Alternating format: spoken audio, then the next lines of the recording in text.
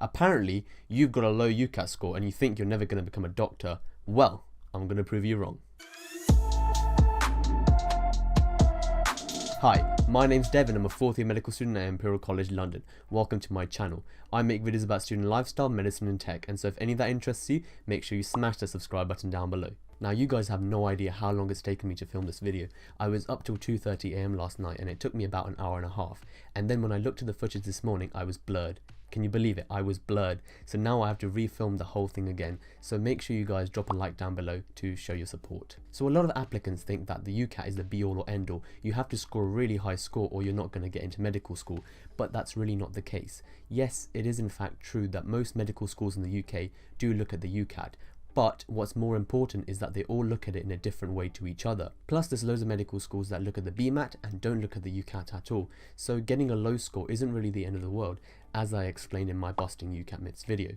And so this video is going to talk you guys through what to do if you're in this position. I'm going to give you guys such an inspiring pep talk that you're going to end up applying to 5 medical schools. I'm kidding, don't do that. In the UK, you can only apply to 4 medical schools and 1 non-medical course, so make sure you only apply to 4, otherwise you will be disqualified. All medical schools in the UK have a different set of requirements, and each of them look at your application in a different way, so it's really important to apply to your strengths. And so this video will aim to talk you guys through how the UCAT is scored, what would we consider a low UCAT score, what UCAT medical schools can you apply to with a low UCAT score, and finally what to do if you don't fit the criteria for these medical schools or you don't like them. How is the UCAT scored? Most of you guys have probably already done the UCAT by now, but for those of you guys that haven't or are going to do it in the future, I'm just going to summarize it for you guys. So the UCAT is divided up into 5 different sections. The first 4 are quantitative reasoning, abstract reasoning, verbal reasoning, and decision making. All of these 4 are marked on a score of 300 to 900, and so the maximum score you can get for these sections is out of 3,600. And the final section is the situational judgment, and this is based on a banding scale of 1 to 4, with band 1 being the best and band 4 being the worst. Different medical schools place different attention to each part of the UCAT, and so it's really important that you look at each university's specific requirements. Sometimes, even if you get an excellent score in the first 4 sections and you're averaging even 800, 900, but your situational judgment is a band 4, some universities completely disregard your application. So make sure you keep an eye on what their minimum requirement is. Whereas some universities just don't care at all what you got in the situational judgment. Just a little disclaimer. All of the information in this video was gathered by me researching a little bit, googling around and asking some people. So as far as I'm aware, this information is correct, but obviously I might have made a mistake. This video was made just to guide you guys, point you guys in the right direction. The requirements constantly change all the time. For example, when I applied to medical school, Bristol only gave importance of UCAT to about 10%, and they looked at personal statement and gave it about 70% importance. But now I think they rank applicants completely based on UCAT. So it's really important to do your own research and get to your own conclusions. What is a low UCAT score? As I'm sure you've heard multiple times, this is a very difficult question to answer, as different medical schools place a different importance to the UCAT and they all judge it differently. What may be a competitive score for, say, Liverpool, which was about 600 in 2019, might be a very low score for something like Newcastle, in which the average was about 682. A good place to get up-to-date information would be by using the Freedom of Information Act to ask these universities what the UCAT score was for each of these candidates. I would personally consider a score of about 600 to 610 to be a relatively low score. Something like maybe high 600s to low 700s and above would be something I would personally consider a high score, and you would be relatively safe to apply to any medical school that you guys want to. Of course, considering that you got the relevant situational judgment banding. So in terms of what universities to look at if you got a low UCAT score, the first university you guys should be looking at is the University of Cardiff. Cardiff is a really good medical school and it offers an integrated style of teaching, which means it combines the mixture of traditional and also PBL based learning, which is the way I believe it should be. I even have a friend that goes to Cardiff. He says the sheep are wonderful, some of the best in the country that he's seen. The A-level grades required for Cardiff are 3 A's, or if you do the IB then you need a score of 36.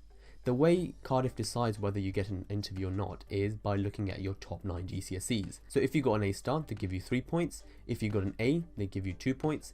and if you got a B, then they give you 1 point. And obviously with the new GCSE system, you guys can convert it accordingly, but your total score will be out of 27. And then usually every year they decide like a cutoff point, and that tends to be between 24 to 26. They only look at the UCAT in borderline cases, so if they're deciding between two applicants, that is the only time that they look at the UCAT. Otherwise, if you have a really good GCSE set, then you're pretty much good to go and you're almost guaranteed an interview at Cardiff. The next university you guys should be looking at is Keele. Keele also offers an integrated style of learning, and the A-level grades required for Keele are 3 A's, or if you did the IB, then you need 35 points. The way Keele looks at the UCAT is they exclude all applicants that scored in the bottom 20% nationally. And so for 2019, this score was about 570, which is relatively low. And so if you scored below that, then they would completely exclude your application, and if you scored higher than that, then you were good to go. But there is some bad news. For the current academic year, which is 2020, the interim results have been released, and so the bottom 20% is looking at a score of about 592. But you've got to keep in mind that 40% of applicants still haven't taken the test yet, and so this number is bound to change. And if it's anything like previous years, then the number will actually go down. But to be on the safer side, you ideally want to have a UCAT score of about 590 and above to be considering Keele. You also need to get at least a band 3 in the situational judgment. And it's also important to note that for Keele, you have to fill in an extra form, which is the roles and responsibilities form, and this talks about your work experience and volunteering in more depth. The next university you guys should be looking at is the University of Sunderland, and they offer a more PBL style course, unlike the universities that I mentioned previously. The A-level grades required are 3 A's, or if you're doing the IB, then you need 35. And just like with Keele, they look at the people who reached in the top 8 deciles, and so anyone in the bottom 20% will be excluded. And obviously, once again, you need to get the situational judgment in band 1 to band 3. The next university you guys should be looking at is Plymouth. Plymouth also offers a PBL style course, just like the University of Sunderland. The A-level grades required vary from about A-star AA to AAB, and this depends on whether you're eligible for a contextual offer. And if you're doing the IB, then you need a score of about 36 to 38. Plymouth says that a score of about 600 or above is considered competitive for the current academic year. The next university on the list is the University of Liverpool. Liverpool offers an integrated style of learning, so a mixture of traditional and PBL, and the A-level grades required for Liverpool are 3 A's or A-star AB, or if you're doing the IB, then you need a score of 36. Liverpool is a relatively risky university to apply to, and the reason I say this is because the UCAT threshold is very volatile. It changes drastically year upon year. Basically in 2017 a competitive score was 643, but then in 2019 this dropped to about 605. So as you can see, this changes quite drastically year upon year, and so maybe apply to Liverpool if you got a medium UCAT score. Liverpool processes your application in 3 different stages. The first stage is your academics, and they basically look at your top 9 GCSEs and then give you some points. So if you got an A or an A star, then they give you 2 points. This is equivalent to a 7, 8 or a 9 with the new GCSE system. If you got a B or a 6, then you're given 1. It's quite simple. And so your final score is out of 18. And then Liverpool sets a cutoff point, and it usually tends to be about 15, but obviously this can change year upon year. Once you pass the academic stage, you move on to stage number 2, which is where they look at your UCAT. They then rank you amongst your peers based on your UCAT score. So obviously then a high UCAT score would be advantageous, and that's why I was saying that you need to be careful if you're applying here. And the final stage of the application process is the interviews, after which they decide whether to give you an offer or not. And surprisingly, they don't actually look at personal statements. Once again, this is an example of how things have changed drastically. In the year that I applied, they didn't look at UCAT at all, or gave it very little importance, and personal statement was about 70%. And now they don't look at your personal statement at all. So things change all the time, and once again, this is a reminder to check the website for the most up-to-date details. The next university you guys should be looking at is Kent and the Medway, don't know how it's pronounced, but they offer an integrated style of teaching. And the A-level grades required are surprisingly low, at least in my opinion, for a medical school, and they are AAB. Or if you did the IB, then you need a score of 34. And the reason I believe this is the case is because this is a new medical school that is opening for the first time in 2020. This medical school also looks at your application in a series of different stages. The first stage is where you have to meet their GCSE threshold. Stage number 2 is meeting their UCAT threshold, and this varies year upon year obviously. I think they require you to basically be above the 40th centile, 40% centile, and this in 2019 was about 605. So expect a similar kind of score for the current academic year. Again, just remember that this is a new medical school, and so the requirements can change drastically year upon year as the school tries to find its footing. Once you have passed the second stage, which is the UCAT stage, you then move on to the next stage, which is about comparing your grades to your school's average, in what they call contextualizing to your school's average. And so getting a higher score compared to your school score will be considered advantageous, and you're more likely to get an interview, after which they decide whether to give you an offer or not. The final university you guys should be looking at is Queen's University Belfast. They offer an integrated style of learning. In terms of the A-level grades required, make sure you check the website because they vary drastically, and there's so many different offers available, so make sure you check to see which one you're eligible for. They say that you can either get an A*A in the usual biology or chemistry, or 3 A's and then an A at AS. And if you're doing the IB, then you can get 36. And there's also a few different other combinations that you can do. Don't know why it's so confusing. So these guys rank your academics and your UCAT, and your best 9 GCSEs are awarded points. The final score you get is out of 36. Then they look at the UCAT and give you a score of 6. As you can see, the UCAT only makes up a small portion of the complete total score.